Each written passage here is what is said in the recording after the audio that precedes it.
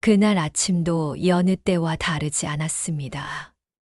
남편은 30년 넘게 해왔던 대로 같은 시간에 일어나 상가 건물 열쇠 꾸러미를 챙겼습니다. 집 안에 울리는 달그락거리는 열쇠 소리가 우리 가정의 아침을 깨우는 종소리 같았죠. 은퇴 후에도 상가 관리인 일을 계속하던 그는 내가 직접 발로 뛰어야 세입자들이 안심하지. 빌딩 관리는 단순한 직업이 아니라 책임이야. 라고 늘 말했습니다. 전기 배선이 낡으면 직접 고치고 겨울엔 수도관을 감싸며 밤늦게까지 살폈죠. 그날도 현관 앞에서 웃으며 말했습니다. 여보, 오늘 저녁은 콩나물국어 어때? 어제 산 멸치로 육수 내면 딱 좋겠어. 나는 걱정스럽게 대답했습니다. 요즘 어지럽다고 했잖아. 무리하지 말고 일찍 들어와요. 그는 허리를 펴며 열쇠 꾸러미를 흔들었죠. 걱정 마, 나 아직 튼튼해.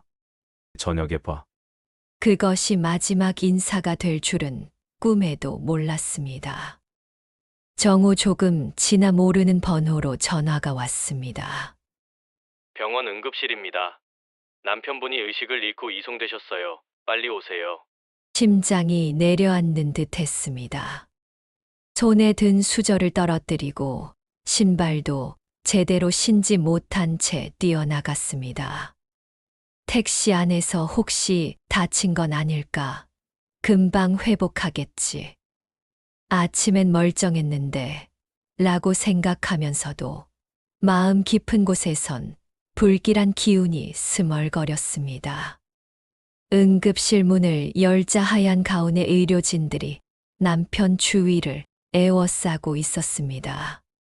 심폐소생술을 하고 있었지만 남편의 얼굴은 이미 창백했고 손끝은 차갑게 굳어가고 있었습니다. 의사가 다가와 말했습니다. 심정지로 쓰러지셨어요. 40분째 심폐소생술 중이지만 회복 가능성이 희박합니다. 그 자리에서 무릎이 꺾여 주저앉았습니다. 눈물이 앞을 가렸지만 울음조차 제대로 터뜨릴 수 없었습니다. 남편이 내 손길을 기다렸을 텐데 그 자리에 없었다는 죄책감이 몰려왔습니다. 집에 돌아와 장례 준비를 하며 남편이 차고 나간 열쇠 꾸러미를 꼭 쥐었습니다. 쇠붙이들이 부딪히며 내는 딸랑거림이 귓가에 메아리 쳤습니다. 남편이 살아온 삶, 우리가 함께 지켜온 세월. 그리고 지금 내 손에 남은 열쇠 소리가 그 유일한 증거였습니다. 빈소를 차리고 나니 하루하루가 안개 같았습니다. 평생 곁에서 함께 숨 쉬던 사람이 떠나니 내 손과 가슴은 늘 비어 있었습니다. 하지만 장례식은 멈출 수 없었죠. 친척, 이웃, 세입자들이 줄지어 와서 남편을 추모했습니다. 먼저 찾아온 건 1층 분식집을 운영하던 젊은 부부였습니다. 아이 손을 꼭 잡고 울먹이며 말했죠. 사장님이 늘 장사는 계절 따라 오르락내리락 하는 거라며 늦은 월세를 기다려 주셨는데 이렇게 갑자기 가실 줄 몰랐습니다. 곧이어 2층 미용실 사장도 와서 절했습니다. 겨울만 되면 보일러 압력 확인하러 직접 올라오시곤 했잖아요. 밤에도 돌아다니며 수도 동파 막는다고 손이 꽁꽁 얼어붙으셨는데 이제 누가 그렇게 챙겨주겠어요? 그 말들을 들으며 가슴이 미어졌습니다. 남편의 삶이 단순히 집안의 가장이 아니라 누군가에게는 든든한 이웃이자 보호막이었다는 걸 새삼 느꼈습니다. 그러나 늦게 도착한 두 아들의 태도는 달랐습니다. 검은 양복을 입고 들어온 큰아들은 영정 앞에 잠시 절만하고 곧장 제게 속삭였습니다. 엄마, 이참에 상가 건물은 정리해야 해요. 관리비만 계속 나가고 엄마 혼자 관리하기도 힘들잖아요. 작은 아들도 거들었습니다. 형 말이 맞아요. 금리도 높아지고 공실 나면 답도 없어요. 빨리 매각해야 손해가 없어요. 저는 제 귀를 의심했습니다. 영정 앞에서 방금 전까지 남편의 성실함을 기억하며 울던 사람들의 말과는 정반대였습니다. 눈물이 말라붙은 채로 겨우 대꾸했습니다. 지금 내 아버지 앞에서 할 말이 그거니? 큰아들은 어깨를 으쓱하며 낮은 목소리로 말했습니다. 엄마 편하게 살라는 뜻이에요. 감정 빼고 현실적으로 봐야죠. 그 순간 남편의 영정이 나를 바라보는 것 같아 고개를 들 수 없었습니다. 분향소 공기가 순식간에 차갑게 얼어붙었고 향 냄새마저 싸늘하게 느껴졌습니다. 저녁 무렵 세입자 중 몇 사람이 빈소 바깥에서 아들들의 대화를 듣고 어색하게 자리를 피했습니다. 그들의 뒷모습을 보며 부끄러움과 분노가 동시에 치밀어 올랐습니다. 남편의 삶을 기억해 주는 사람들과 달리 정작 피를 나눈 자식들은 돈 얘기만 하고 있었으니까요. 밤이 깊어갈수록 조문객들은 줄어들고 빈소에는 나와 자식들만 남았습니다. 그런데도 큰아들은 휴대폰을 들여다보며 부동산 시세를 검색하고 있었습니다. 작은 아들도 내일 투자자랑 미팅 있는데 엄마도 같이 오면 좋겠다며 말을 꺼냈습니다. 나는 손에 든 염주를 꼭 쥐며 속으로 다짐했습니다. 내 아버지가 피땀 흘려 지켜온 이 건물을 이렇게 쉽게 팔 수는 없어. 설사 내가 혼자 남아 힘들어진다 해도 이건 단순한 부동산이 아니라 우리의 세월이자 너희 아버지의 명예다. 그날 밤 남편 영정 앞에서 나는 조용히 중얼거렸습니다. 여보, 당신이 떠나자마자 아이들이 벌써 이렇게 변했어. 하지만 나는 지켜낼 거야. 당신이 쌓아 올린 세월을 헐값에 내주진 않겠어. 장례 이틀째 빈소에는 사람들이 간간히 드나들었지만 공기는 점점 무겁게 가라앉아 있었습니다. 친척들이 빠져나가고 세입자들이 절을 마치고 돌아간 저녁 무렵 빈소에는 며느리 둘과 나만 남게 되었습니다. 향 냄새가 퍼져 있었고 남편의 영정이 희미하게 빛을 내고 있었죠. 눈을 감고 남편의 얼굴을 떠올리고 있었는데 그 순간 낮은 속삭임이 귀에 들어왔습니다. 보험금은 얼마나 나오려나? 예전에 시어머니께서 드러났다고 하셨잖아요. 그러게 장례비 충당하려면 빨리 청구해야지. 그러고 나서 남는 건 나중에 나눠야겠지. 순간 귀를 의심했습니다. 아직 장례도 끝나지 않았고 남편을 땅에 묻지도 않았는데 벌써 보험금을 계산하고 있었습니다. 나는 숨을 죽이고 그들의 대화를 계속 들었습니다. 어머님 혼자 계시게 두면 결국 우리 부담이잖아. 차라리 보험금 나온 걸로 요양원 예약부터 하는 게 낫지 않겠어? 맞아요. 지금 상황에서 현금 흐름이 제일 중요하잖아요. 애들 학원비랑 대출도 밀려 있는데 이런 기회 아니면 언제 숨 좀 쉬겠어요? 가슴이 철렁 내려앉았습니다. 그들의 눈에는 남편도 나도 가족도 없었습니다. 그저 돈, 계산, 그리고 자기들 삶의 짐을 덜어내려는 속셈만 보였습니다.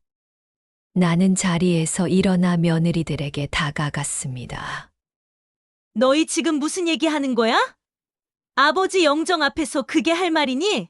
둘은 잠시 눈을 마주치더니 당황한 듯 웃으며 둘러댔습니다. 어머니, 저희는 그냥 현실적인 얘기를 한 거예요. 장례도 돈이 많이 드니까요. 걱정 마시라고 말씀드린 거예요. 하지만 나는 그 웃음 뒤에 숨어 있는 차가운 계산을 똑똑히 보았습니다. 남편이 살아생전 그렇게 애써 모아온 돈이 이제는 단순히 장례비와 요양원 비용으로 환산되고 있었습니다. 그날 밤 나는 병원에서 처음 남편의 손을 잡았던 순간을 떠올렸습니다. 이미 차갑게 굳어가던 손끝. 그는 마지막까지 아이들 이름을 부르며 속삭였죠. 재영아, 재우야. 하지만 아이들은 바쁘다는 핑계로 오지 않았습니다. 그리고 이제는 장례식장에서조차 돈 얘기만 하고 있었습니다. 나는 남편이 생전에 했던 말이 다시 떠올랐습니다. 내가 택시 몰고 상가 관리해서 애들 대학까지 다 보냈는데 결국은 내 일도 창피하다 하네. 내가 참 잘못 살았나 싶어. 그때는 위로하느라 언젠간 애들도 알게 될 거예요. 라고 말했지만 지금 이 빈소에서 드러난 건 그 씁쓸한 예감의 정답이었습니다. 남편은 이미 알고 있었던 겁니다. 자식들이 그의 희생을 자랑스러워하기는커녕 부담과 수치로 여길 거라는 거요. 나는 영정 앞에 무릎을 꿇었습니다. 여보, 미안해요. 당신 살아있을 때 제대로 지켜주지 못했네요. 이젠 내가 지킬게요. 당신의 이름도, 당신의 삶도, 당신이 지켜온 이 집과 건물도 돈 몇 푼에 팔리지 않게 내가 끝까지 붙잡을게요. 남편의 사진 속 미소가 한없이 멀어 보였지만 내 가슴 속에서는 오히려 더 가까이 다가왔습니다. 장례를 마치고 집으로 돌아온 첫날, 나는 상가 건물 앞에 멈춰 섰습니다. 건물 외벽은 군데군데 칠이 벗겨져 있었고 간판은 오래되어 빛이 바랬습니다. 하지만 내 눈에는 단순한 낡은 건물이 아니라 남편의 땀과 세월이 새겨진 삶의 기록이었습니다. 남편은 늘 상가를 자식처럼 여겼습니다. 다른 집 가장들은 저녁이면 집으로 들어오지만 그는 한 번 더 계단을 오르내리며 불이 꺼지지 않았는지 확인하고 소화기의 압력이 정상인지 체크했습니다. 한여름 폭염에도 한겨울 눈보라 속에서도 그는 묵묵히 건물을 지켰습니다. 이 건물은 내 몸이나 다름없어. 내가 있어야 사람들도 안심하지. 그가 자주 했던 말이 아직도 귀에 생생합니다. 나는 건물 입구를 밀고 들어가 1층 분식집 앞에 서 있었습니다. 아직 국물 냄새가 은은하게 풍기고 있었죠. 주인 부부가 고개를 숙이며 인사했습니다. 사모님, 이제부터 저희가 직접 관리비 잘 챙겨드릴게요. 걱정 마세요. 그들의 따뜻한 말이 고마웠지만 한편으로는 두려움이 몰려왔습니다. 남편이 없는 이 건물을 내가 혼자 지켜낼 수 있을까 하는 불안감이었죠. 그날 저녁 큰아들이 전화를 걸어왔습니다. 엄마, 요즘 건물 시세가 좋아요. 지금 팔면 좋은 가격에 정리할 수 있어요. 그냥 관리 맡기면 뭐합니까? 엄마 혼자 계시다 혹시 사고라도 나면 어쩌시려고요? 작은 아들도 덧붙였습니다. 형 말이 맞아요. 어머니가 집에 계셔도 외롭기만 하고 건물은 유지비만 들어요. 지금 처분해서 요양원으로 옮기시는 게 제일 안전한 길이에요. 그들의 목소리는 한결같이 계산적이었습니다. 그들에게 상가 건물은 아버지가 지켜온 삶의 흔적이 아니라 현금화할 수 있는 자산일 뿐이었습니다. 나는 전화를 끊고 건물 옥상으로 올라갔습니다. 저녁 노을이 비스듬히 내려앉아 낡은 간판과 창문 틈새를 붉게 물들이고 있었습니다. 옥상 한쪽엔 남편이 늘 두던 공구함이 놓여 있었죠. 녹슨 드라이버, 달아 빠진 장갑, 기름때가 묻은 수첩. 그것들은 모두 그의 손때와 땀으로 얼룩져 있었습니다. 나는 그 공구함을 열어 한참을 들여다보았습니다. 그리고 속으로 다짐했습니다. 여보, 당신이 지켜온 이 건물 절대 쉽게 넘기지 않을게. 우리 자식들이 뭐라 하든 이건 그냥 돈이 아니야. 당신의 삶이고 우리의 역사야.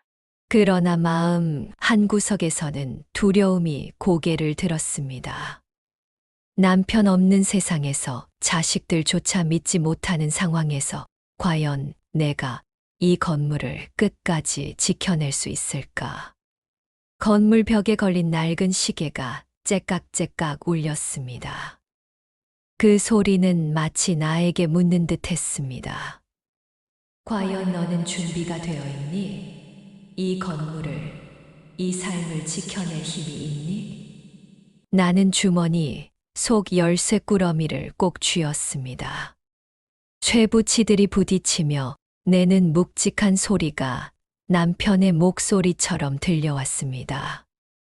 지켜 이건 내 몫이야. 우리가 함께 쌓아올린 세월을 내가 이어가야 해. 그날 밤 나는 처음으로 상가 건물이 그림자처럼 무겁게 느껴졌습니다. 이 건물이 나를 지켜줄지 아니면 나를 짓누를지 알 수 없었습니다. 하지만 하나만은 분명했습니다. 남편의 흔적이 깃든 이곳을 쉽게 내줄 수는 없다는 것.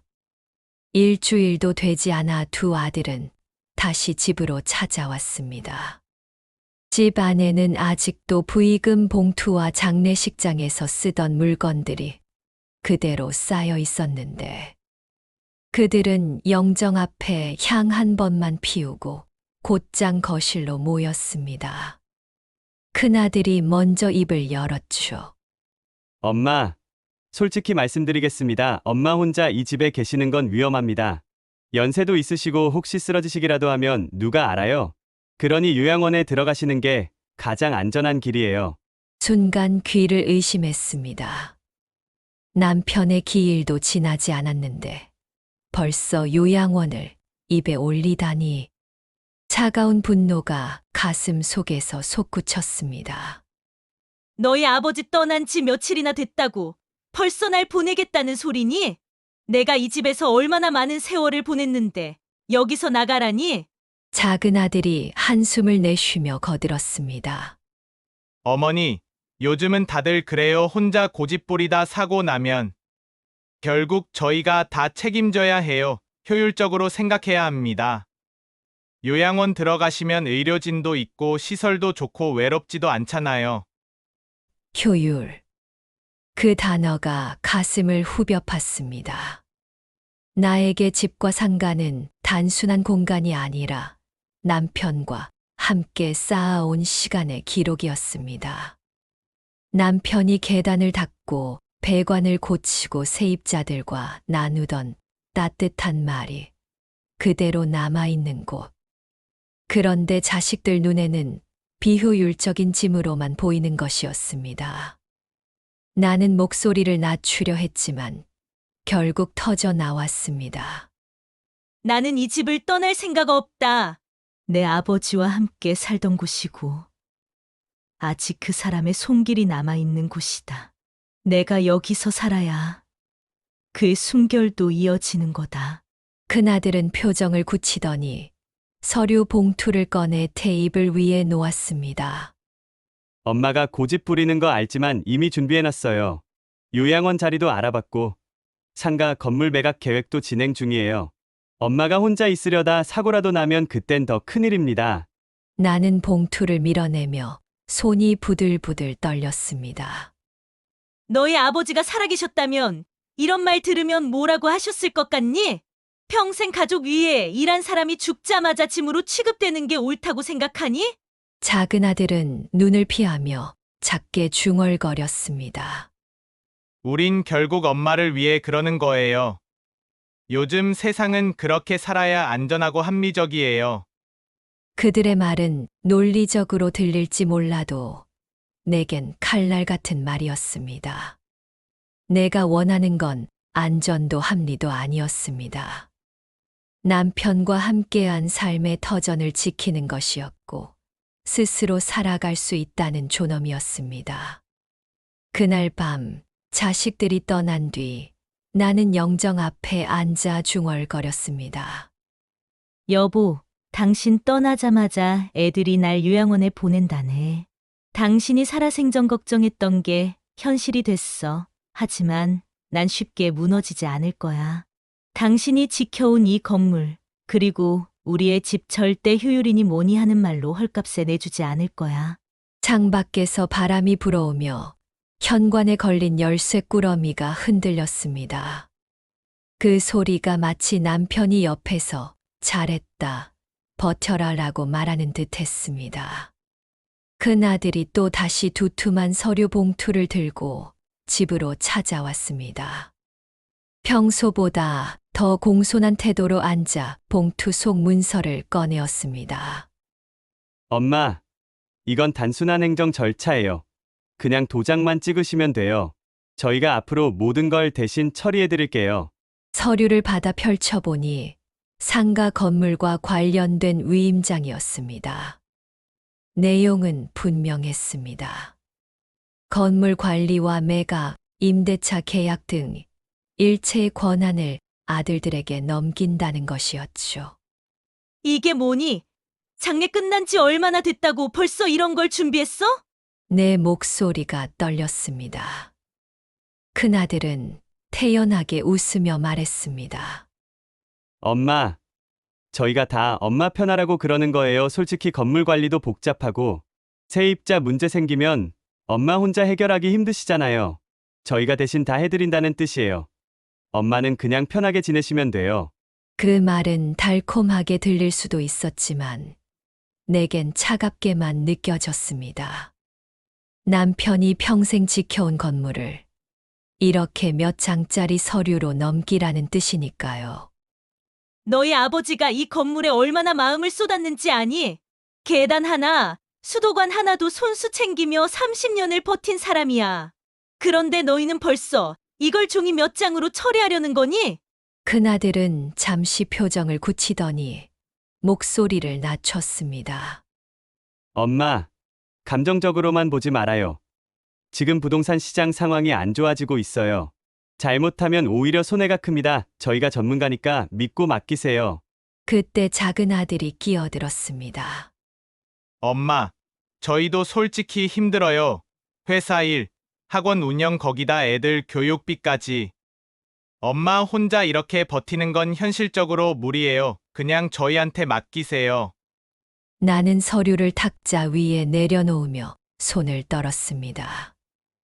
그들의 말 속에는 내 삶의 터전을 지켜주겠다는 의지가 아니라 어떻게든 자기들 손에 쥐려는 욕심이 엿보였습니다. 그 순간 떠오른 건 남편이 늘 하던 말이었습니다. 열쇠는 주인이 누구든 상관없어. 하지만 그걸 어떻게 쓰느냐에 따라 주인이 정해지는 거지. 나는 서류를 밀어내며 단호히 말했습니다. 내 도장은 쉽게 찍을 수 있는 게 아니다. 내 아버지가 피땀 흘려 지켜온 걸 너희가 그렇게 쉽게 가져갈 수 있다고 생각하지 마라.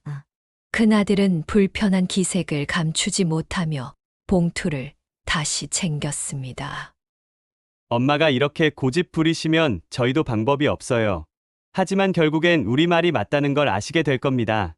그들이 떠난 뒤 나는 멍하니 탁자 위에 남은 서류 자국을 바라보았습니다. 그들이 종이 몇 장이 남편의 세월을, 내 삶의 존엄을 송두리째 빼앗아 갈 뻔한 순간이었습니다.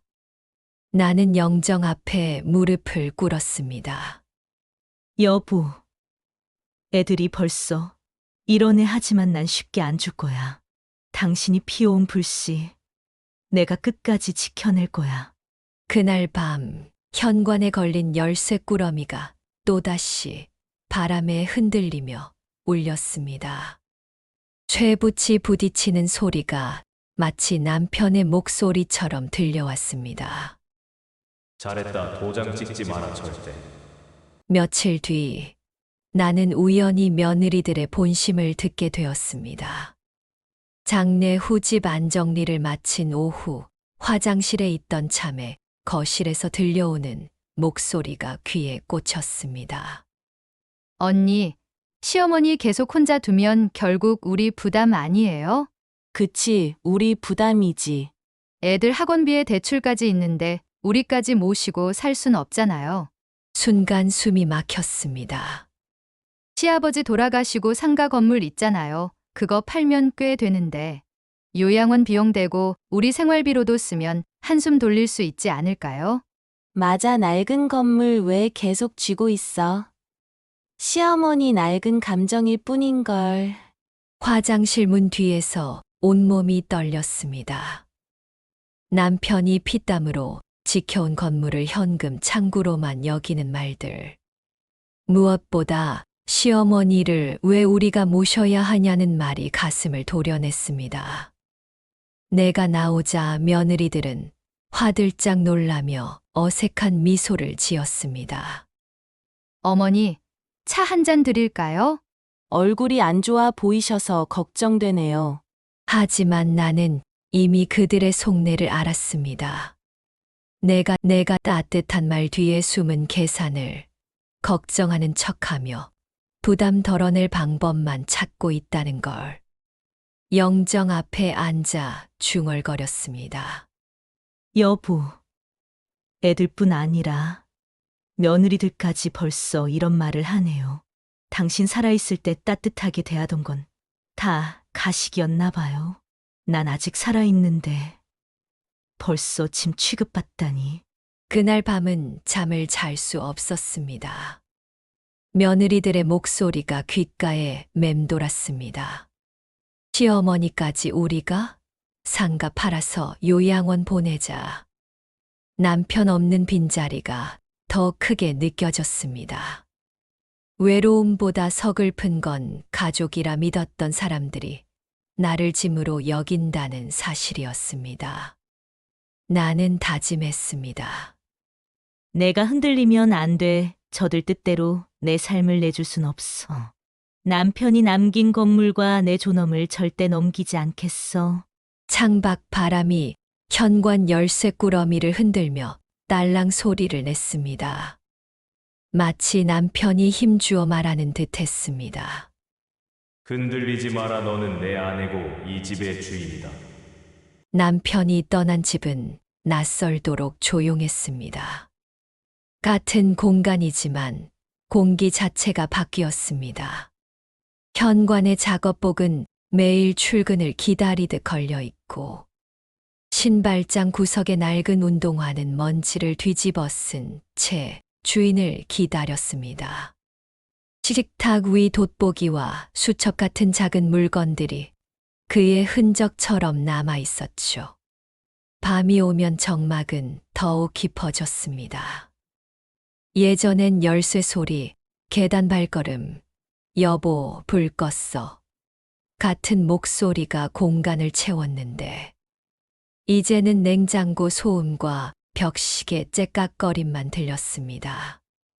침대에 누워 무심코 옆자리로 손을 뻗어도 그곳엔 온기가 사라진 지 오래였습니다. 아이들이 외로움을 달래줄 거라 기대했지만 헛된 바람이었습니다. 큰아들은 회사 일에 바빠 전화도 뜸했고, 작은 아들은 아이들 학원 때문에 라며 주말 방문조차 거절했습니다. 장례 후 그들의 발길은 완전히 끊겼습니다. 저녁마다 혼자 부엌에 앉아 남편이 좋아하던 콩나물국을 끓였습니다. 김이 피어오르는 냄비를 보며 당신이 있으면 함께 나눠 먹었을 텐데 라고 중얼거렸습니다. 그러나 이제 그 국물은 한 숟가락마다 쓴맛만 날 뿐이었습니다. 며느리들의 전화는 걱정보다 계산이 앞섰습니다. 어머니, 정기검진 꼭 받으세요. 건강관리 중요하잖아요.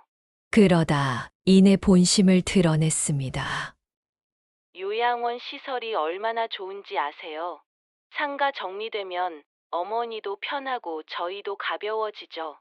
나는 침묵으로 버텼습니다.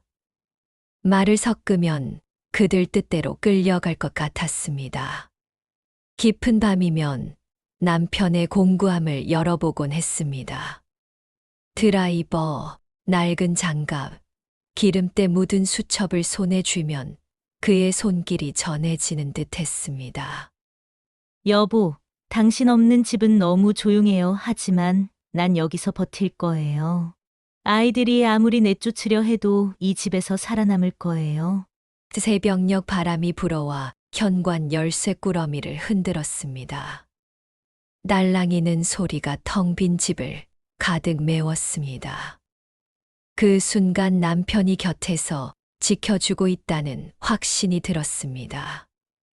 혼자가 된 집은 외로웠지만 동시에 의지를 다지게 하는 공간이었습니다. 이곳은 나의 마지막 요새이자 남편이 남긴 삶의 증거였으니까요. 남편이 떠난 후 상가 건물 관리실을 정리하기로 했습니다. 철제 책상 위엔 고장난 전등 스위치와 수도꼭지 부품, 세입자 연락처, 메모들이 어수선하게 널려 있었습니다. 서랍을 열자 먼지 쌓인 낡은 서류 가방이 나왔습니다.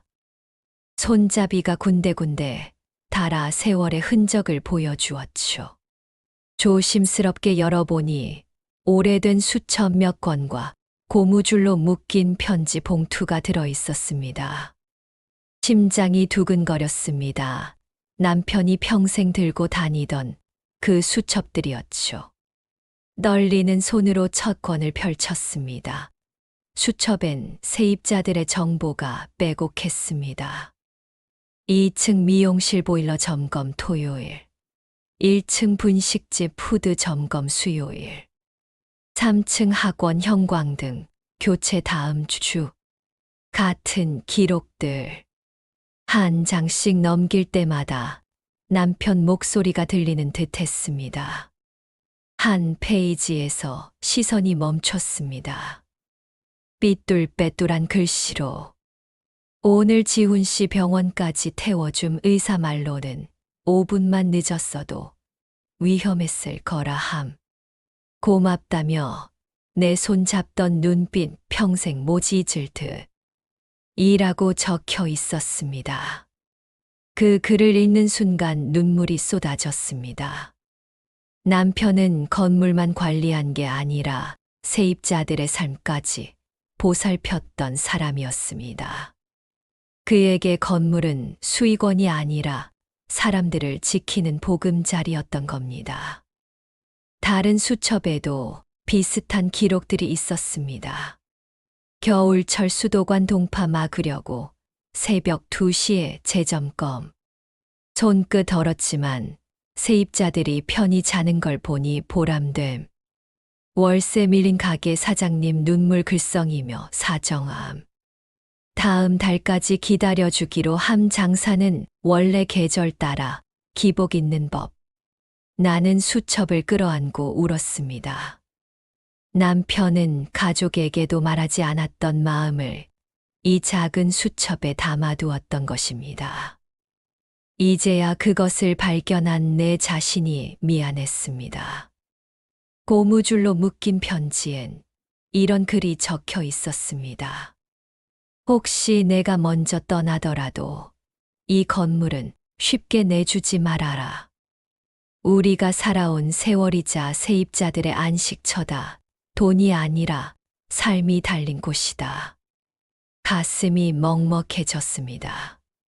남편은 이미 알고 있었던 겁니다. 언젠가 아이들이 돈을 들먹이며 건물을 팔자고 나설 것을. 그래서 미리 당부해 둔 것이었습니다.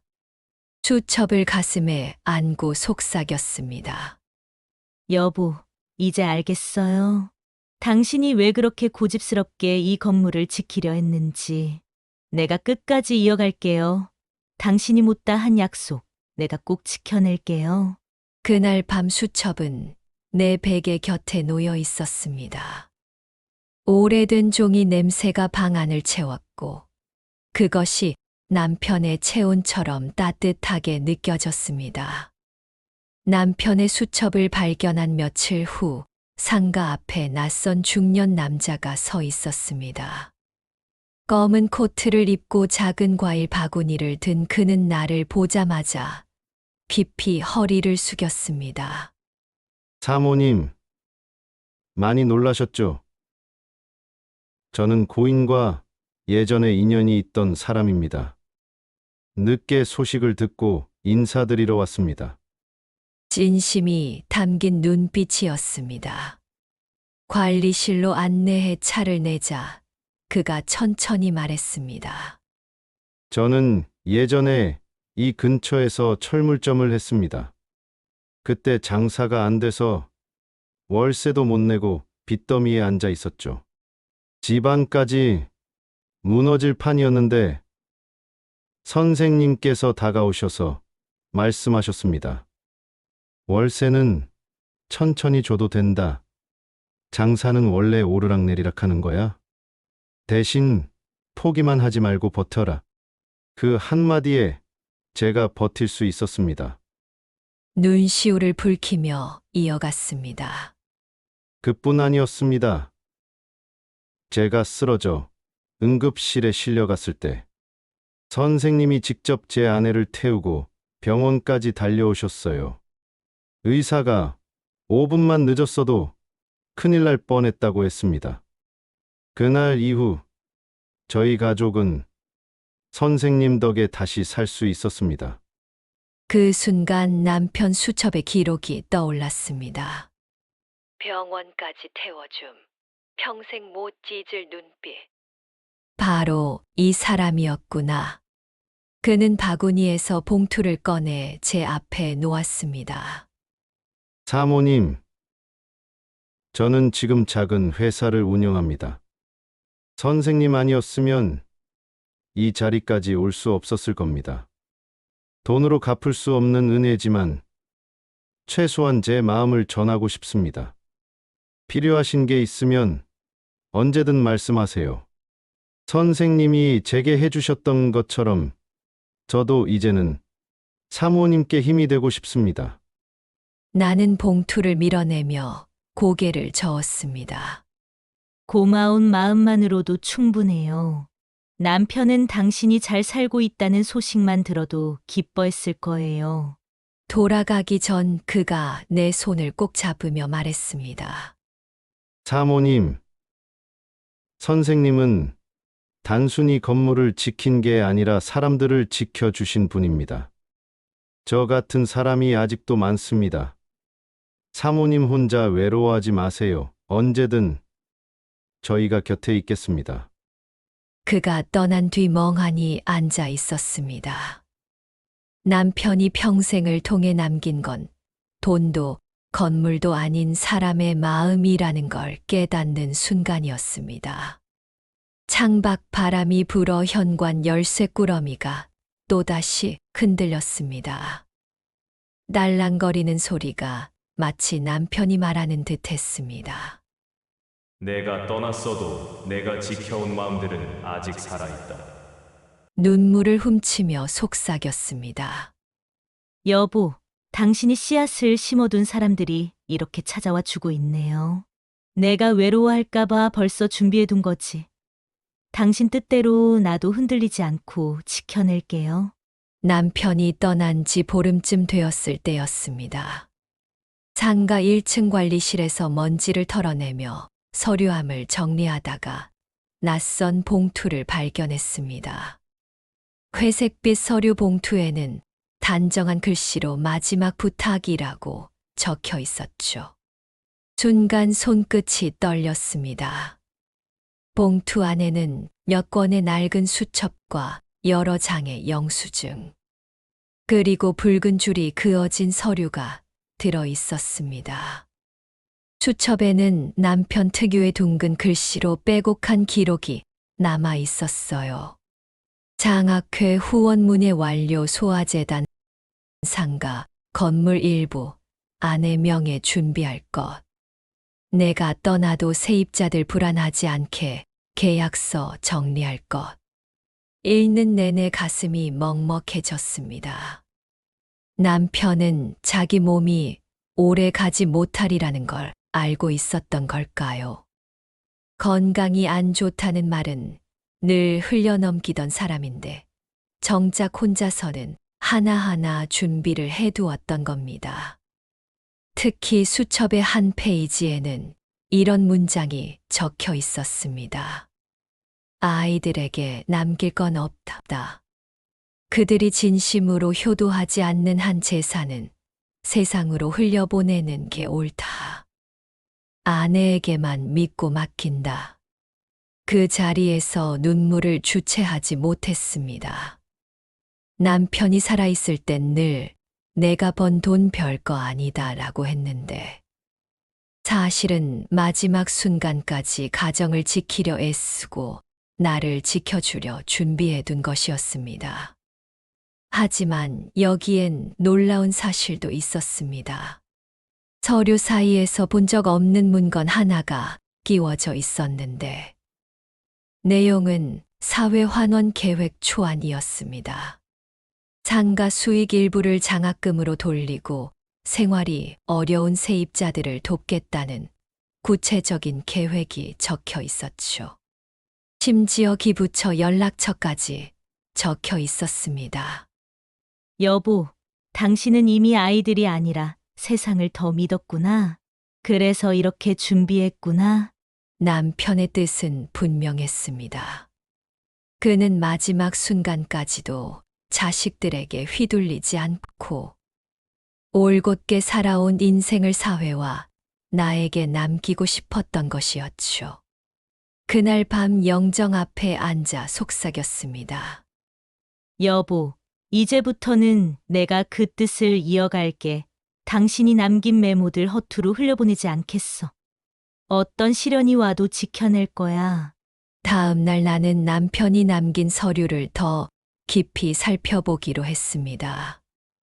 수첩에 적혀 있던 상가 건물 일부 아내 명에 준비할 것이라는 문장을 확인해야 마음이 놓일 것 같았거든요. 등기부 등본을 떼어 조심스럽게 넘겨보다가 숨을 멈췄습니다. 상가 건물의 3층 일부 지분이 김영호 한정이 공동명예로 기재되어 있었던 것입니다. 서류 곳곳에 남편의 서명과 도장이 찍혀 있었죠. 순간 가슴이 뭉클해졌습니다. 남편은 단 한 번도 이 사실을 내게 직접 말하지 않았습니다. 늘 나는 내 곁에서 뒷바라지하는 사람일 뿐이라며 재산 이야기는 철저히 선을 그었으니까요. 하지만 그는 이미 오래전 내 이름을 주인으로 새겨두었던 것입니다. 등기부 사본 뒤쪽에는 남편의 손글씨, 메모가 덧붙어 있었습니다. 이 건물은 내 것만이 아니다. 정의가 밤새 국 끓이며 아이들 챙겨주지 않았다면 내가 세입자들과 계약을 맺을 수도 일을 이어갈 수도 없었을 것이다. 세상은 몰라도 나는 안다. 진짜 주인은 우리 둘이다. 그 글씨를 읽자마자 눈물이 뚝뚝 떨어졌습니다. 내가 단순히 곁에서 도와준 조력자라고만 생각했던 지난 세월이 사실은 남편 눈에는 동반자로 새겨져 있었다는 걸 알게 되었으니까요. 영정 앞에서 속삭였습니다. 여보, 왜 이런 중요한 걸 생전에 한마디 안 했어? 같이 기뻐하고 싶었는데. 그래도 고마워. 당신이 내 몫을 지켜줬다는 게 이렇게 큰 힘이 될 줄 몰랐어. 그러면서도 마음 한쪽에서는 불안이 스멀스멀 차올랐습니다. 만약 이 사실을 아이들이 알게 된다면 큰아들은 분명히 따지고 들 겁니다. 왜 엄마 이름이 거기 들어가 있냐? 증여세는 제대로 냈냐? 법적으로 문제 없는 거냐? 작은 아들은 계산기를 두드리며 그럼 상속 비율이 달라지지 않느냐 따질 게 뻔했습니다. 며느리들은 더 노골적일 테지요. 시어머니 몫이 있다는 건 결국 우리 지분이 줄어든다는 얘기잖아요. 하지만 이번만큼은 물러서지 않겠다고 다짐했습니다. 남편이 평생 땀으로 지켜온 건물, 그 일부를 나와 함께 나누고자 했던 그의 뜻을 절대 아이들의 욕심으로 더럽히게 두지 않겠다고 서류철을 다시 단단히 묶어 서랍 깊숙이 넣었습니다. 그리고 스스로에게 다짐했죠. 이제부터 이 공동명의는 내 무기다. 남편의 사랑이자 나를 지켜낼 방패 필요할 때 반드시 꺼내 들겠다. 그날 밤 집안은 적막했지만 내 마음은 단단해졌습니다. 남편이 남겨준 건 단순한 지분이 아니라 앞으로 닥쳐올 싸움에서 물러서지 말라는 용기와 자존심이라는 걸 알았기 때문입니다. 남편이 떠난 지 한 달이 채 안 되었을 무렵이었습니다. 그동안 쓸쓸히 비어있던 집에 갑자기 사람의 발길이 잦아졌습니다. 명절에도 얼굴 보기 힘들던 아이들이 하루가 멀다 하고 전화를 걸고 찾아오기 시작한 겁니다. 엄마, 오늘 반찬 좀 해드리려고요. 큰 며느리가 장바구니를 들고 들어왔습니다. 평소엔 시장에서 가장 싼 채소만 골라 사던 사람이 그날은 백화점 마크가 찍힌 비싼 과일 세트를 들고 왔습니다. 작은 며느리도 질세라 반짝거리는 새 가방을 메고 와서 말했죠. 어머니, 저희 문화센터에서 배운 반찬 해왔어요? 맛 좀 보세요. 그들의 웃음은 지나치게 밝고 목소리는 부자연스러울 정도로 상냥했습니다. 마치 대본이라도 외운 듯. 어머니 건강은 어떠세요? 필요한 건 없으세요? 같은 말들이 흘러나왔습니다. 하지만 내 눈에는 그 모든 게 얄팍한 연기처럼 보였습니다. 큰아들은 주말마다 전화를 걸어왔습니다.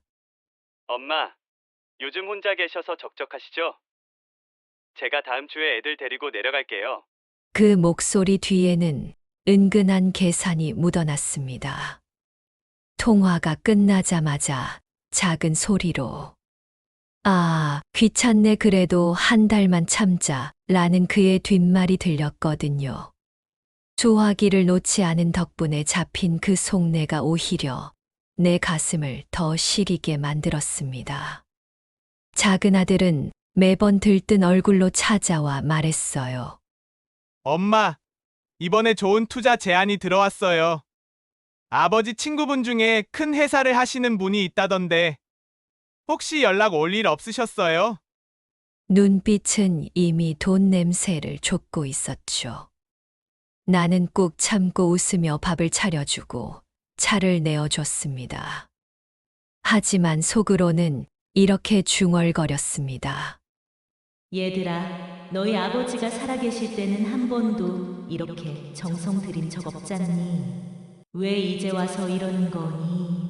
진심이 아니라는 걸 엄마가 모를 줄 아느냐. 며느리들은 대놓고 눈치를 주기도 했습니다.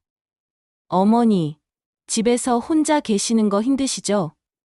요즘 요양원도 시설이 잘 돼 있어요. 저희가 자주 찾아뵙기는 어려우니까 안전하게 지내시는 게 낫지 않을까요? 말끝마다 우리 편애를 우선하는 속내가 숨어 있었죠. 그들의 눈은 진심으로 날 걱정하는 눈빛이 아니라 계산기를 두드리는 눈빛이었습니다. 세입자들조차 이상하게 여길 정도였습니다. 늘 무심하던 아들들이 갑자기 찾아와 집안 청소를 해주고 반찬을 나르고 심지어 엄마 요즘 TV 뭐 보세요? 라며 안부까지 챙기는 모습이 어색해 보였나 봅니다. 분식집 사장은 내게 따로 물었습니다. 사모님, 아드님들이 갑자기 효자 되셨네요. 지난번엔 얼굴 보기 힘들다더니. 나는 알고 있었습니다. 이건 진짜 효도가 아니라 상속과 건물 때문에 연출하는 가짜 효도라는 걸. 그날 밤 영정 앞에서 조용히 말했습니다. 여보, 애들이 갑자기 이렇게 달라졌어. 당신이 옆에 있었다면 다 알아채고 화를 냈을 텐데. 이제는 내가 대신 그 눈으로 봐야겠지. 하지만 걱정 마요. 나는 속지 않을 거야. 당신이 남긴 뜻 끝까지 지켜낼 테니까. 가짜 효도의 가면극이 며칠째 이어지던 어느 저녁이었습니다. 큰아들이 무겁게 앉아 있던 소파에서 조심스레 입을 열었습니다. 엄마, 사실 오늘은 중요한 얘기를 드리려고 왔어요. 옆에 앉아 있던 큰며느리가 슬쩍 고개를 끄덕이며 덧붙였습니다. 어머니 혼자서 상가 관리하시기 힘드시잖아요. 계단도 가파르고 세입자 문제도 신경 쓰셔야 하고.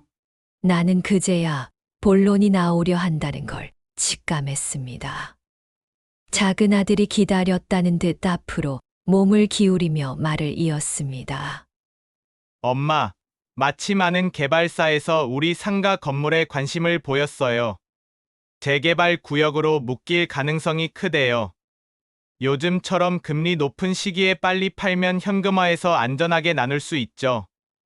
나는 눈을 지그시 감았다 뜨며 대답했습니다. 팔자고? 이 건물은 너희 아버지가 평생 땀 흘려 지켜온 집이야. 그분이 밤마다 수도관 점검하고 화재 위험 막으려고 소화기 확인하던 걸 너희도 다 봤잖니. 그러자 큰아들이 차가운 미소를 지으며 대꾸했습니다. 엄마, 정으로만 볼 수 있는 문제가 아니에요. 자산은 자산대로 굴려야 하는 거예요. 아버지도 결국은 돈으로 우리 미래를 생각했을 겁니다. 작은 며느리는 아예 노골적으로 말했죠. 솔직히 이 건물에서 큰 수익이 나오나요? 세입자 월세 조금 받아선 답도 없어요. 팔아서 요양원도 좋은 곳으로 모시고 남는 돈은 형제끼리 공평하게 나누는 게 가장 현실적이죠. 나는 분노를 억누르며 손에 쥔 열쇠 꾸러미를 꼭 쥐었습니다. 너희는 그저 돈으로만 계산하겠지만 이 건물은 단순한 벽돌 덩어리가 아니야. 내 아버지의 땀, 내 청춘, 우리가 함께한 시간들이 다 여기 있다. 쉽게 흘려보낼 수 없는 이유가 거기에 있어. 큰아들이 답답하다는 듯 한숨을 쉬며 중얼거렸습니다. 엄마, 감정 빼고 생각해야죠. 건물은 재산일 뿐이에요. 재산은 효율적으로 관리해야 합니다. 시장 타이밍을 놓치면 손해예요. 그 말에 작은 아들이 맞장구 쳤습니다. 그리고 엄마가 혼자 계시는 것도 걱정이에요. 요양원 얘기도 나왔지만 차라리 건물 팔고 집도 줄여서 이사 가시는 게 나아요. 그래야 우리도 마음이 놓이고요. 나는 그들의 눈빛을 똑바로 바라봤습니다. 거기에는 엄마를 위한 걱정이라는 가면 뒤에 감춰진 탐욕이 선명히 비치고 있었습니다. 그날 밤 분식집 세입자 부부가 관리실 앞에서 나를 붙잡았습니다. 사모님, 아드님들이 요즘 건물 팔 거라는 얘기를 하던데 사실인가요? 저희는 여기서 대출 끼고 장사 시작했는데 갑자기 철거라도 되면 어디로 가야 하나요?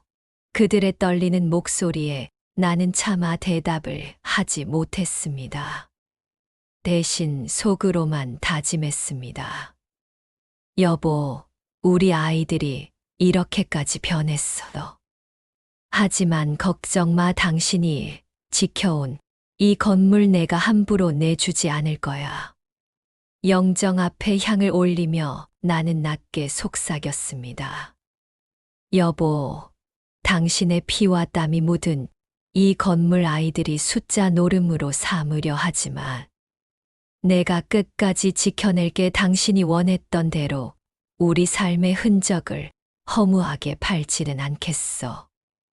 며느리들의 가식적인 미소와 아들들의 탐욕스러운 눈빛을 보며 나는 점점 지쳐갔습니다. 하지만 세상은 나 혼자 외로운 싸움을 하는 게 아니었나 봅니다. 뜻밖의 사람이 손을 내밀었으니까요. 그날 오후 상가 앞에 중후한 양복 차림의 남자가 찾아왔습니다. 60대 중반쯤 되어 보였고 눈빛은 날카로우면서도 어딘가 따뜻했습니다. 그는 조심스레 고개를 숙이며 자신을 소개했습니다.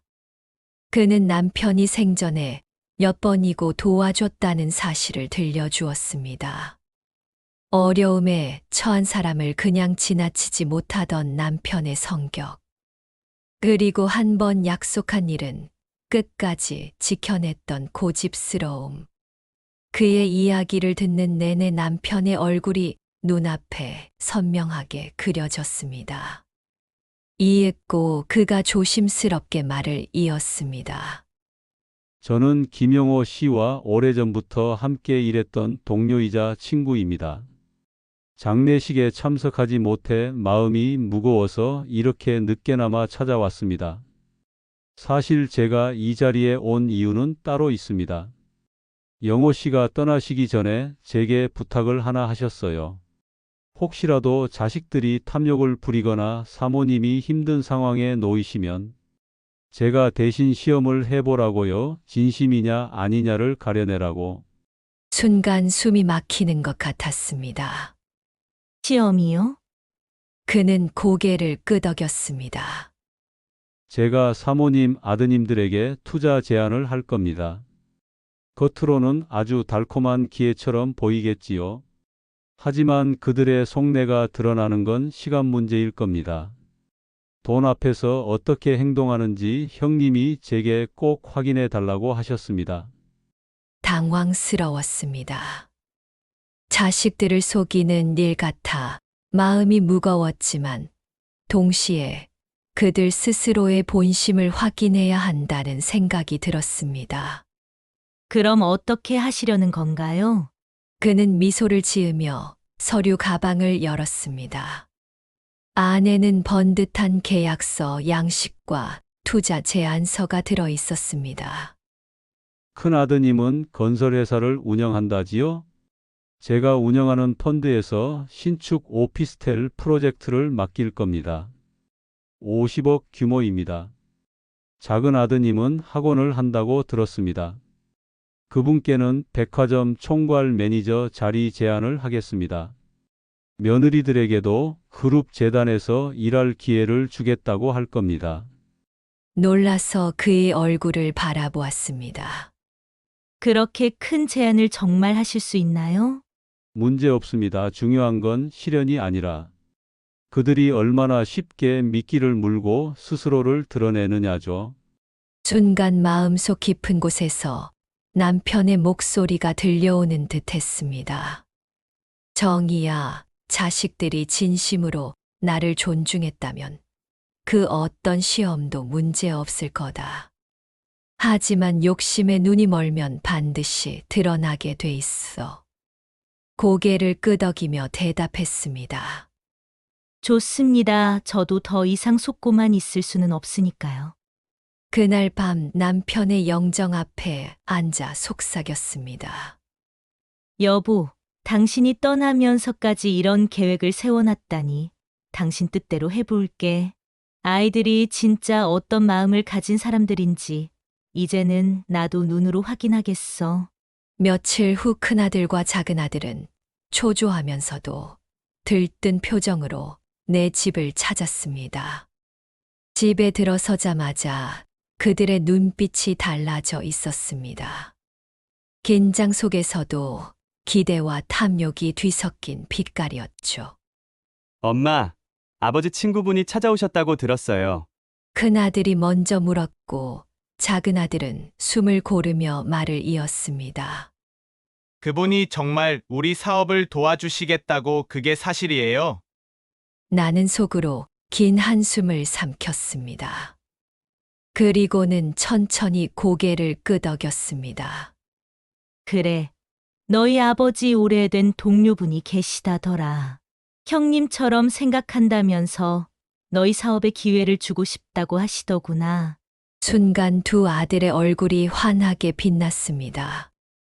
큰아들은 주먹을 움켜쥐며 외쳤습니다. 드디어 기회가 왔어. 50억 규모 프로젝트면 우리 회사가 단숨에 도약할 수 있어요. 그동안 은행 대출 때문에 허덕였는데 이제 숨통이 트이겠네요. 작은 아들은 더 노골적이었습니다.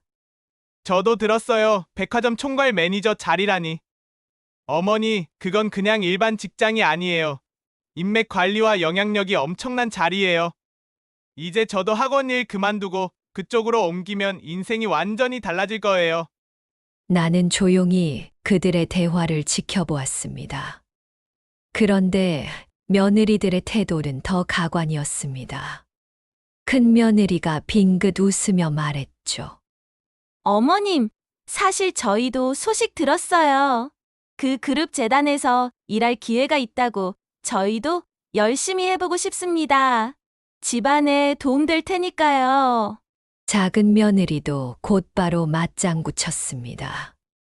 네, 어머님 저도 준비 많이 했어요. 이참에 저희도 사회적 위치를 좀 더 올리고 싶어요. 그들의 표정은 마치 오래전부터 효도와 봉사를 다짐해온 사람들처럼 진지했습니다. 하지만 나는 알고 있었습니다. 이건 진심이 아니라 오직 돈과 권력의 향기에 반응하는 연극이라는 걸. 며칠 지나지 않아 그들의 생활은 눈에 띄게 달라졌습니다. 큰아들은 새 외제차 계약서를 내밀며 자랑했습니다. 엄마, 이제 우리 회사도 대기업 협력사로 올라가니까 이 정도 차는 타야 체면이 서죠. 그 차는 무려 1억 5천만 원짜리 벤츠였습니다. 작은 아들은 친구들에게 이미 새 직책을 맡게 됐다고 떠벌리고 다녔습니다. 야, 나 이제 백화점 총괄 매니저야. 명품 정장은 필수지. 그리고는 카드 빚으로 고급 정장을 몇 벌이나 사들였죠. 며느리들도 예외가 아니었습니다. 갑자기 비싼 화장품과 명품 가방을 들고 다니며 앞으로는 시댁 덕에 우리도 수준이 달라질 거야 라며 은근히 자랑했습니다. 나는 그들의 변화된 모습을 보며 가슴이 쓰라렸습니다. 남편이 평생을 바쳐 지켜낸 성실과 절약의 철학은 단 한 조각도 이어지지 않았습니다. 대신 눈앞에 탐욕에 눈이 멀어 벌기도 전했을 궁리부터 하는 자식들과 며느리들이었습니다. 그날 밤 나는 영정 앞에서 속삭였습니다. 여보, 당신 말이 맞았어. 아이들은 진심으로 효도하지 않았어. 이제는 확실히 드러났지. 당신이 남긴 뜻 내가 끝까지 지켜낼게. 그리고 이 시험이 곧 심판이 될 거야.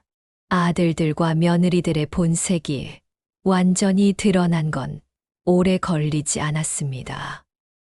그들은 이제 집에서도 숨김이 없었습니다. 서로 돈 이야기를 하며 어떻게 나눠 가질지 계산기를 두드리기 일쑤였죠. 형, 만약 계약이 성사되면 지분은 어떻게 나눌 거야? 작은 아들이 술잔을 기울이며 말했습니다. 당연히 형이 더 가져야지. 회사 운영은 내가 하니까. 대신 너는 백화점 총괄 매니저 자리 확실히 지켜라. 큰아들이 그렇게 말하자 작은 아들이 씩 웃으며 대꾸했습니다. 그럼 엄마 몫은 최소화해야지. 솔직히 어머니가 직접 운영할 것도 아니잖아. 그 순간 나는 문 밖에서 그들의 대화를 듣고 있었습니다. 손에 쥔 스마트폰을 꺼내 녹음 버튼을 눌렀습니다. 손이 떨렸지만 멈추지 않았습니다. 이건 남편의 뜻을 지키기 위한 증거다. 며느리들의 대화는 더 참혹했습니다. 부엌에서 설거지를 하며 속내를 드러냈죠. 솔직히 말해서 시어머니까지 우리가 모실 필요는 없잖아. 상가만 정리되면 그 돈으로 요양원 보내면 되지. 맞아요. 솔직히 부담만 늘지. 보험금이랑 상가, 매각금만 챙기면 되는 거지. 시댁에서 뭐 더 줄 것도 없는데 왜 우리가 고생해야 해? 그들의 웃음 섞인 목소리를 녹음하면서 내 가슴은 미어졌습니다. 남편이 살아 있었다면 상상조차 못했을 대화였습니다. 며칠 뒤 나는 또 다른 증거를 얻게 되었습니다. 상가 건물 2층 세입자인 미용실 사장이 다급히 찾아왔습니다. 사모님, 저 무슨 말씀을 드려야 할지 모르겠지만요. 어제 큰아드님이 부동산 중개업자와 함께 와서 건물 매각 얘기를 하시더라고요. 엄마만 설득하면 된다고 하면서요. 그 말은 내 심장을 후벼 팠습니다. 하지만 동시에 분명한 확신을 주었습니다. 아이들이 진심으로 나를 걱정하는 게 아니라 재산을 빼앗기 위해 뒤에서 움직이고 있다는 사실을. 여보, 이제 증거가 다 모였어. 당신이 남긴 수첩 아이들의 녹취 그리고 세입자 증언까지. 이제는 더 이상 내 마음속에서만 화내는 게 아니야. 세상에 보여줄 차례야. 남편의 옛 동료, 그 투자 제안을 내밀었던 사람이 며칠 뒤 다시 찾아왔습니다. 나는 스마트폰에 담긴 녹음 파일을 들려주었습니다. 그도 잠시 말을 잃더니 이내 고개를 끄덕였습니다. 형수님, 이제 때가 다가오고 있습니다. 제가 준비한 무대에서 이 증거들이 공개된다면 자식분들은 결코 변명할 수 없을 겁니다. 탐욕은 언젠가 스스로의 족쇄가 되니까요. 나는 두 손을 꼭 모으며 다짐했습니다.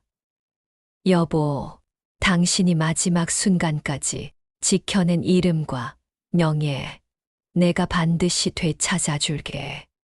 아이들이 진정으로 후회하도록 이번엔 내가 심판대 위에 세울 거야. 드디어 그날이 다가왔습니다. 남편의 오랜 동료는 아들들과 며느리들을 초대해 대기업 본사 VIP룸에서 계약 미팅을 준비했습니다. 평소라면 명절에도 잘 찾아오지 않던 자식들이 이번만큼은 시간보다 한참 일찍 도착해 양복 차림으로 기다리고 있었습니다. 큰아들은 로비에서 직원들과 악수를 나누며 떠들었습니다. 오늘이 바로 우리 회사가 도약하는 날입니다. 앞으로는 대기업 협력사로 불릴 테니까요. 작은 아들은 휴대폰을 붙잡고 친구들에게 자랑했죠. 나 이제 정말 백화점 총괄 매니저야. 이번 주말에 다 같이 축하 파티하자.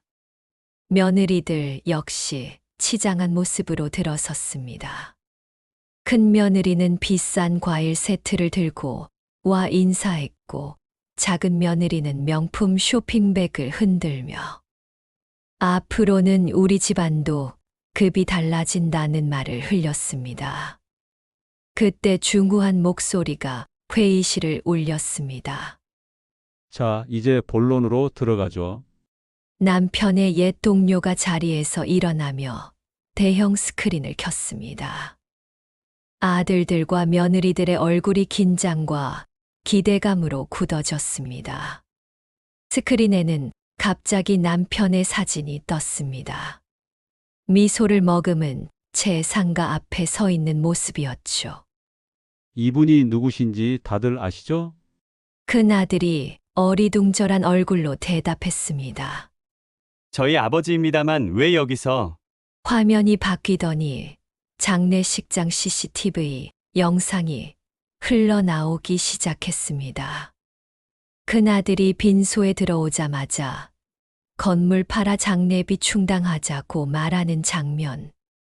작은 아들이 가방을 뒤적이며 보험 서류를 찾는 모습. 며느리들이 요양원 보내면 되지라며 대화하던 순간들이 그대로 재생되었습니다.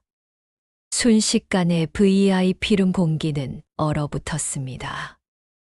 남편의 동료가 차갑게 말했습니다. 이것이 여러분이 말하는 효도입니까? 형님은 평생 무사고로 상가를 지키며 살아오셨습니다. 그런데 장례식장에서조차 돈 이야기를 했던 게 바로 여러분입니다.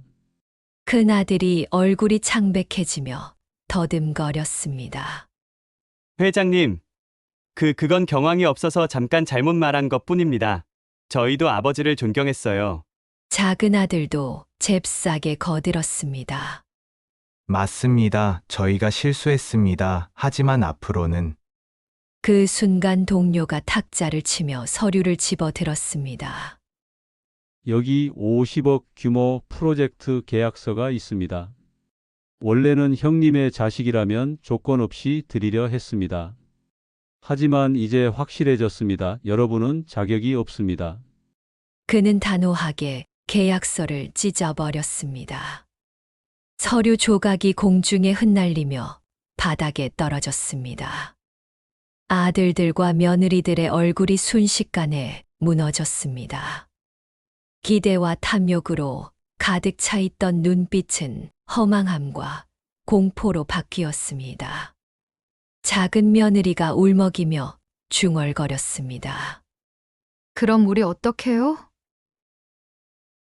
다 준비했는데. 나는 그 순간 자리에서 일어나 마음속으로 남편에게 속삭였습니다. 여보, 당신의 뜻대로 됐어.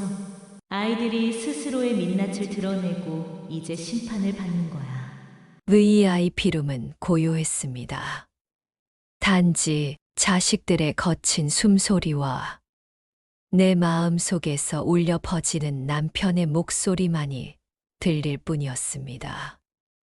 계약서 조각이 바닥에 흩날린 채 회의실은 숨막히는 정적에 잠겼습니다. 아들들과 며느리들은 서로를 바라보며 당혹감에 휩싸였고, 나만은 그 순간 마음속 깊은 곳에서 오랫동안 눌려있던 결심을 꺼내 올릴 수 있었습니다. 나는 천천히 자리에서 일어나 아이들을 똑바로 바라봤습니다. 너희들, 이제는 내 말 좀 들어라. 너희 아버지가 평생 어떻게 살았는지 알기나 하니? 큰아들이 머뭇거리며 대답했습니다.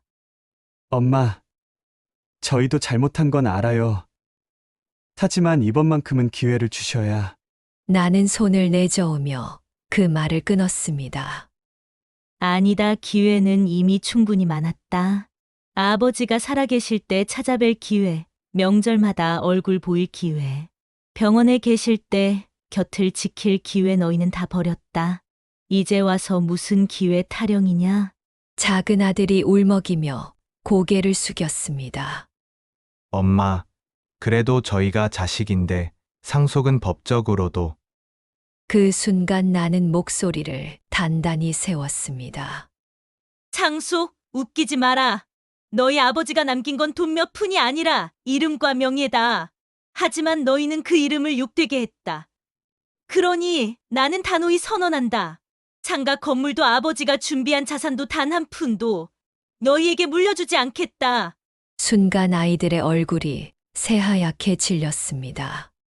큰 며느리는 당황한 목소리로 외쳤습니다. 어머니, 그건 너무하세요. 그래도 가족인데. 나는 눈물을 머금은 채로 고개를 저었습니다. 가족이었으면 장례식장에서 아버지의 건물을 팔아 장례비 충당하자는 소리를 먼저 하지 않았을 것이다. 며느리라는 이름으로 내 앞에서 요양원 얘기나 꺼내지 않았을 것이다. 너희는 혈연일 뿐 진정한 가족은 아니었다. 회의실 한쪽에서 남편의 동료가 조용히 고개를 끄덕였습니다. 그리고 아이들을 향해 단호히 덧붙였습니다. 여러분은 스스로 기회를 버린 겁니다. 형님의 명예를 지켜야 할 책임이 있었지만 오히려 더럽혔습니다. 이제 그 대가를 치를 차례죠. 나는 마지막으로 영정사진을 꺼내 테이블 위에 올려놓았습니다. 남편이 미소 짓고 있는 사진이 아이들 눈앞에 놓이자 그들의 시선이 바닥으로 떨어졌습니다. 이제부터 이 집안의 재산은 남편의 뜻대로 사회와 어려운 이웃을 위해 쓰일 것이다. 나는 더 이상 자식들에게 속지 않는다. 너희가 진심으로 회개하지 않는 한 이 집 문턱을 다시 넘을 수도 없다. 내 목소리는 떨렸지만 단호했습니다. 마치 남편이 내 옆에서 등을 떠밀어 주는 듯한 힘이 느껴졌습니다. 아들들이 무릎을 꿇으며 울부짖었습니다. 엄마, 제발 한 번만 용서해 주세요. 하지만 나는 단호히 등을 돌렸습니다. 너희 아버지가 살아계실 때 했어야 할 말이다. 이제는 늦었다. 회의실은 조용히 가라앉았고 그 순간 나는 깨달았습니다. 이것이 나의 선언이자 남편의 뜻을 완성하는 마지막 발걸음이라는 것을. 그날 회의실을 나서며 나는 손에 남편의 영정을 꼭 쥐고 있었습니다. 아이들의 흐느낌이 등 뒤에서 들려왔지만 더는 흔들리지 않았습니다. 이제 내가 가야 할 길은 분명했으니까요. 며칠 뒤 나는 변호사와 함께 상가 건물과 남편 명의의 일부 자산을 정리하기 시작했습니다. 아이들이 상속을 요구할 수 있는 부분은 법적으로 최소한만 남겨두고 나머지는 남편의 뜻대로 사회 환원 절차를 밟았습니다. 신문 한 구석에는 이런 기사가 실렸습니다. 고 김영호 씨, 지역장학재단에 상가 건물 수익금 전액 기부. 평생 성실히 살아온 시장 상인, 세입자와 지역사회를 위해 마지막 선물 남겨요. 세입자들은 눈물을 글썽이며 내 손을 잡았습니다. 사모님, 이 건물 덕분에 저희가 장사할 수 있었는데 이제는 더 많은 사람들이 도움을 받을 수 있겠네요. 그들의 눈빛에서 나는 남편의 미소를 보았습니다. 나는 또 하나의 결심을 했습니다. 상가 건물 일부를 장학재단에 기부하되 3층은 작은 도서관과 공부방으로 꾸미기로 한 겁니다. 남편이 늘 말했죠. 돈은 결국 흘러가야 한다 하지만 배움은 사람에게 남는다. 아이들은 여전히 분노와 후회의 눈빛으로 나를 바라보았습니다. 엄마, 어떻게 그럴 수 있어요? 우리 몫인데. 나는 담담하게 대답했습니다. 너희 몫은 이미 충분히 줬다. 기회도, 시간도. 하지만 너희는 그걸 버렸다. 내 아버지가 평생 가꾼 이름과 명예 나는 지켜야 한다. 그래서 이제 남은 건 세상으로 돌려보낸다. 처음엔 차가운 말처럼 들렸겠지만 사실 그것은 진정한 가르침이었습니다. 아이들이 진심으로 깨닫기를 바라는 마지막 바람이기도 했습니다. 도서관 개관식 날 작은 리본을 잘라내며 나는 하늘을 올려다보았습니다. 남편의 사진이 전시된 벽 아래 학생들이 줄을 서서 책을 고르는 모습이 보였습니다. 그 순간 눈물이 차올랐습니다. 여보, 당신 뜻을 지켰어. 이제 당신 이름은 이 아이들의 꿈속에서 살아갈 거야. 세입자들과 이웃들은 내 손을 잡으며 말했습니다. 사모님, 이제야 진짜 효도하셨네요. 영호 형님도 기뻐하실 거예요. 나는 고개를 끄덕이며 대답했습니다. 그래요. 효도는 돈을 주는 게 아니라 이름과 명예를 지켜드리는 거예요. 그게 진짜 자식의 도리죠. 이제 나는 혼자가 아니었습니다. 남편의 뜻을 이어받은 수많은 사람들과 남편이 남긴 신뢰가 내 곁에 있었으니까요. 그리고 마음속으로 마지막 선언을 했습니다. 나는 패배하지 않았다. 남편도 나도 탐욕은 무너졌고 명예는 남았다. 이것이 우리의 진짜 유산이다.